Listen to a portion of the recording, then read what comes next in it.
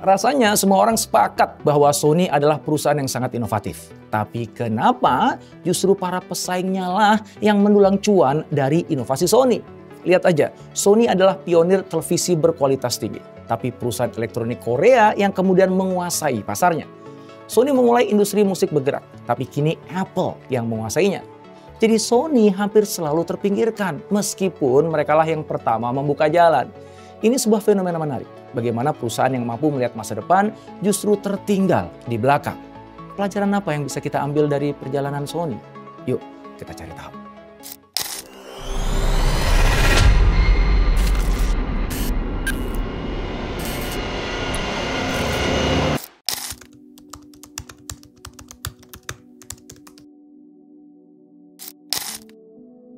Sepanjang sejarahnya, Sony adalah sang pionir. Mereka selalu berlari lebih dulu dengan berbagai inovasinya. Anehnya, ujungnya selalu tragis. Mereka kerap kali gagal di jalan yang mereka rintis. Kita ingat, Sony lah yang pertama menciptakan televisi Trinitron yang menghasilkan gambar berkualitas. Tapi Trinitron kemudian tersingkir oleh televisi layar datar Korea. Itu terjadi setelah puluhan tahun Trinitron menguasai pasar global. Sony juga menciptakan Walkman. Perangkat inilah yang mengubah cara orang mendengarkan musik. Walkman kemudian tersingkir oleh iPod dan iTunes ketika dunia masuk ke era digital. Lalu bersama dengan Philips, Sony menciptakan CD sebagai perangkat audio digital pengganti kaset. Tapi yang jadi penguasa distribusi musik digital justru Apple. Begitupun dengan Sony Ericsson P900. Ini adalah ponsel pintar yang lahir 3 tahun sebelum iPhone. Sayangnya ponsel itu tidak menjadi sebuah standar baru. Terakhir Sony lah yang pertama kali menciptakan baterai lithium ion. Ironinya, Sony hanya jadi penonton ketika teknologi ini kemudian dikuasai perusahaan lain.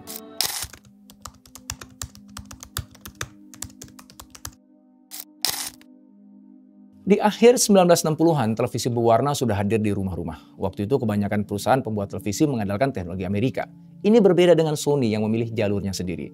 Masaru Ibuka, pendiri Sony, ingin menciptakan teknologi sendiri. Lahirlah kemudian teknologi Chromatron. Sayangnya, Chromatron gagal dan membuat Sony bangkrut. Tapi seperti kata pepatah, kegagalan adalah sukses yang tertunda. Sony terus berinovasi sampai akhirnya berhasil menciptakan Trinitron. Ini adalah tabung televisi dengan desain kisi vertikal yang menghasilkan gambar lebih terang, tajam, dan stabil. Model pertamanya KV-1210 dirilis tahun 1968 dan langsung mengubah arah industri. Sejak itu, Sony dikenal sebagai pemimpin kualitas visual. Selama puluhan tahun, Trinitron menjadi tulang punggungnya. Mereka mampu menjual lebih dari 280 juta unit televisi, juga meraih 2 penghargaan Emmy sebagai pengakuan atas keunggulan teknisnya. Di awal tahun 2000-an, tren teknologi televisi bergeser ke televisi layar datar yang lebih ringan dan ramping. Sayangnya, Sony tidak gercep mengadopsi tren tersebut. Mereka tetap bertahan dengan teknologi lama. Berbeda dengan Samsung dan LG, keduanya gesit menangkap dan mengadopsi tren televisi layar datar. Sony mengulang cerita yang sama dengan Walkman. Setelah Sony merilisnya pada 1979, Walkman langsung mengubah cara orang mendengarkan musik. Sebagai perangkat ringkas, Walkman bisa membuat orang-orang menikmati musik dan lagu di mana saja. Walkman kemudian menjadi ikon global dan mampu menguasai pasar.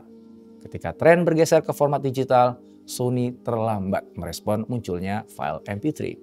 Mereka tetap bertahan dengan mini disk serta software tertutup. Di pihak lain, Apple meluncurkan iPod yang terintegrasi dengan iTunes. iPod langsung diterima pasar. Sementara Walkman tersingkir.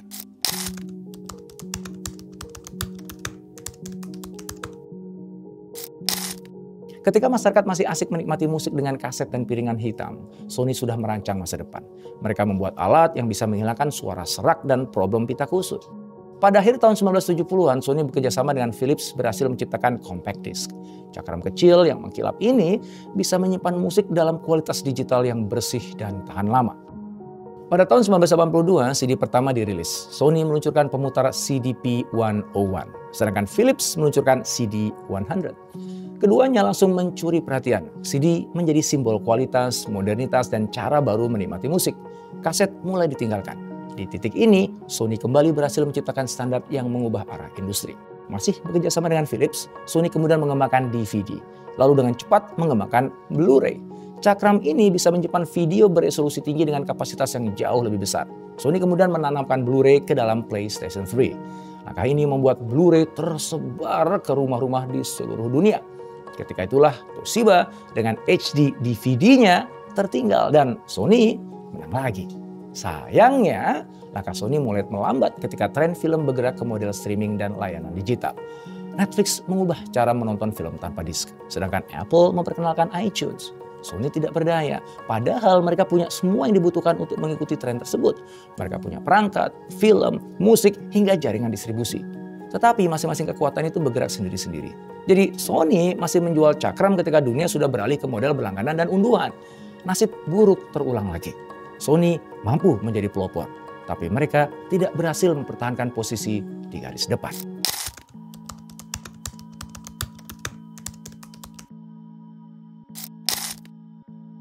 Pada tahun 2004, Sony Ericsson meluncurkan P900. Ini adalah ponsel pintar yang melampaui zamannya, sebab sudah menggunakan layar sentuh, menggunakan stylus, dan bisa multitasking. P900 bisa dipakai untuk memutar musik, video, dan memotret, serta mengirim email. Bisa juga menjalankan aplikasi pihak ketiga dengan menggunakan operasi Symbian UIQ. Boleh dibilang P900 adalah komputer saku, dan itu dibuat 3 tahun sebelum kemunculan iPhone. Anehnya, Sony seperti tidak bangga meskipun P900 terbilang canggih. Produk itu dibiarin begitu aja.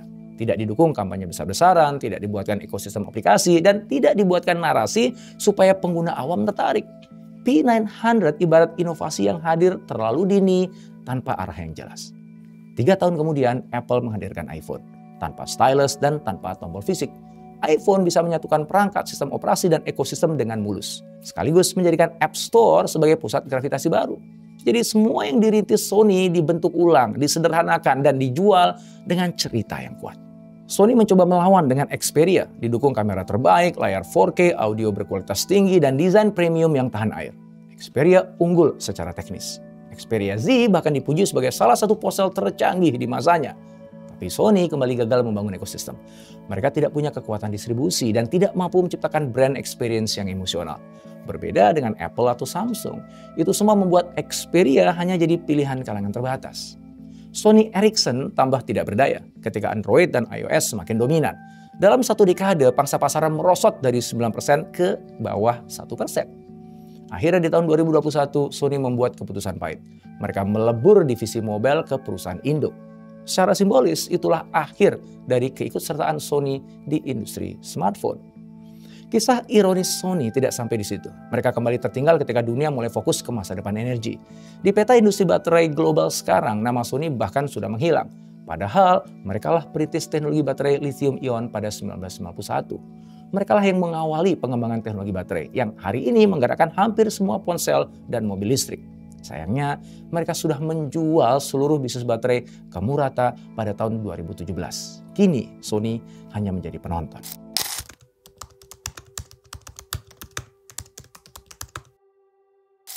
Ada beberapa alasan kenapa Sony sulit merajai pasar. Padahal mereka punya catatan yang prestisius. Mereka lah pencipta TV Trinitron, Walkman, CD, Blu-ray, dan ponsel layar sentuh. Tapi setelah itu mereka kehilangan momentum. Mereka kurang cepat membaca arah pasar, kurang jago membungkus teknologi dalam cerita yang kuat.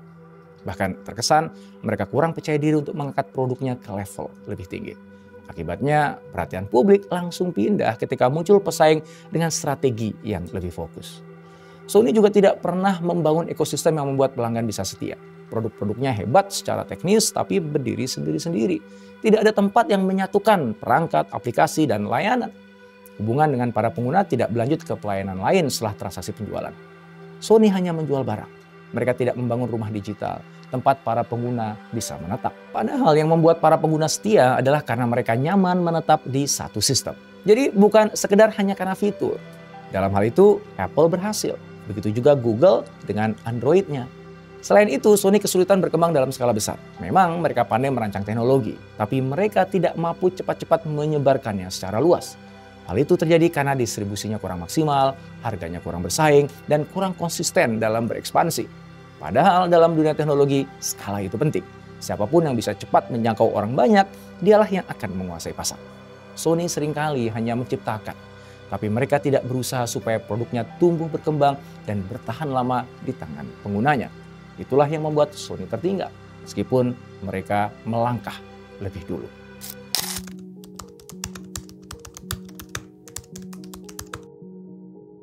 Ketika Sony berkali-kali gagal memegang kendali, ternyata ada juga yang membuat mereka sukses, yaitu PlayStation. Kisahnya berawal ketika mereka bekerja sama dengan Nintendo untuk membuat konsol berbasis CD. Tapi Nintendo kemudian beralih ke Philips. Sony yang kecewa kemudian membangun jalannya sendiri. Ini bukan sekedar proyek balasan, melainkan proyek pembuatan tonggak sejarah perusahaan. Dari situlah lahir PlayStation. Dalam hal pengembangan, PlayStation berbeda dari produk Sony lainnya. Kali ini mereka tidak hanya sekedar membuat perangkat, tapi juga membuka pintu bagi para pembuat game. Mereka menyediakan alat yang mudah dipakai, murah dan juga fleksibel. Itulah yang membuat para pengembang game datang, membawa ide-ide segar dan membangun dunia-dunia fantasi baru. Lahirlah game legendaris seperti Final Fantasy, Tekken, Metal Gear Solid, dan juga Gran Turismo. PlayStation menjadi tempat tumbuhnya cerita, pengalaman, dan komunitas. Untuk pertama kalinya, Sony tidak berhenti di teknologi. Mereka melanjutkan langkahnya dengan membangun ruang yang bisa dihuni dan dijaga. Ketika bisnis ponsel menciut, bisnis perangkat media menyusut, dan nama Sony pupus di peta industri baterai, PlayStation terus berkibar. PlayStation terus berkembang bersama penggunanya. Ada komunitas, gaya hidup, dan ekosistem yang saling terhubung. PlayStation adalah pintu untuk memasuki dunia yang membuat orang ingin menetap. Lewat PlayStation, Sony akhirnya membuktikan kebenaran teori. Ketika kita membangun dengan utuh, mulai dari perangkat sampai pengalaman, dari teknologi sampai hubungan, maka kita akan menang.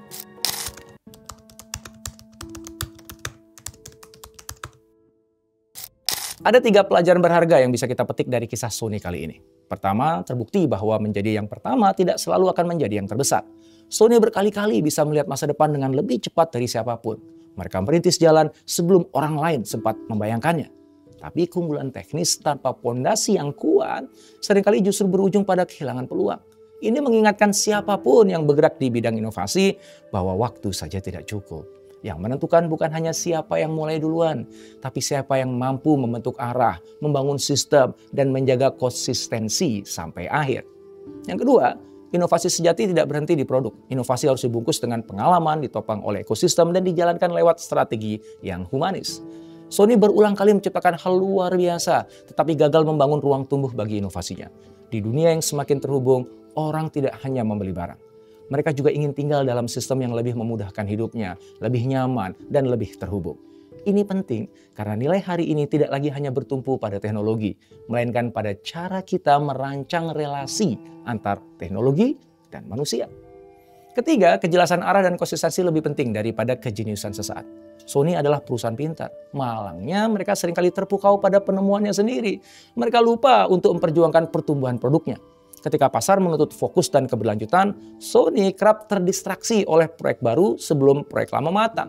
Pesan ini bukan hanya untuk perusahaan teknologi. Ini juga refleksi bagi siapa saja yang membangun sesuatu. Bahwasanya kecemerlangan itu penting, tapi komitmen untuk membesarkan apa yang sudah dimulai jauh lebih menentukan. Kisah Sony ini mengingatkan kita bahwa kemampuan melihat masa depan lebih cepat bukan jaminan untuk bisa mengendalikannya.